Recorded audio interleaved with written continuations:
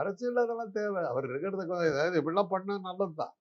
இல்லாட்டி பண்ணா அவர் யாருக்கு தெரியும்? இப்ப மீடியாக்கள் தவிர அவர் யாருக்குமே தெரியாதா? மீடியாக்களால உருவாக்கப்பட்டவர் தானே. வேற என்ன இருக்கு? பொதுமக்கள் பிரச்சனைகளை எங்க பங்கெடுத்துக்கிறாரு? அவர் என்ன பண்றாரு? ஏதோ பசங்களுக்காக ஸ்லேட்டு, பென்சிலு, பல்பம் அதெல்லாம் கொடுத்துட்டு இருக்காரு. கூடவே குருவி ரொட்டி, பஞ்சு மிட்டாய் எல்லாம் கொடுத்தாங்க. சார் வைரத்துல கொடுக்குறாரு சார். தங்கம் வைரத்துல கொடுத்துட்டு இருக்காரு. அப்போ ஊழல். அவர் என்ன எந்த பதவியில? அப்போ ஓட்டுக்காக ரெடி அட்வான்ஸா போட்டு கொடுக்குறாரு.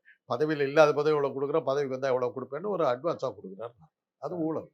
சாதிச்ச மாணவிகளுக்கு சாதித்த பரிசு மாணவர்களுக்கு கப்பு கொடுங்க, கப்பு கொடுங்க, சான்றிதழ் கொடுங்க.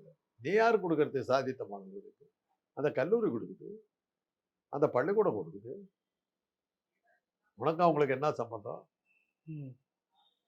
234 தொகுதியில இருக்க மாணவர்களையும் கூட்டி சேர்த்துட்டு வந்து எல்லாம் கொடுங்க. நான் வேணான்னு சொல்ல. இல்ல, இது 150 கோடி ரூபாய் வாங்குறவரு இது ஒன்றும் பெரிய விஷயமே இல்லை. எல்லாத்துக்கும் நீங்க சொல்ற மாதிரி ஒவ்வொருத்தருக்கும் வைர கம்மல், வைர நெக்லஸ் கூட போடலாம். 150 கோடி என்ன சாதாரண? ஒரு நாட்டோட பட்ஜெட்டே இல்லை ஒரு கொடு. ஆனா என்னன்னா இதுக்கெல்லாம் அந்த 150 கோடிக்கெல்லாம் வரி கட்டினாரான்னு தான் கேட்க. கட்டாமலா எந்த பிரச்சனையும் இல்லாம இருக்காரு. காட்டணும்.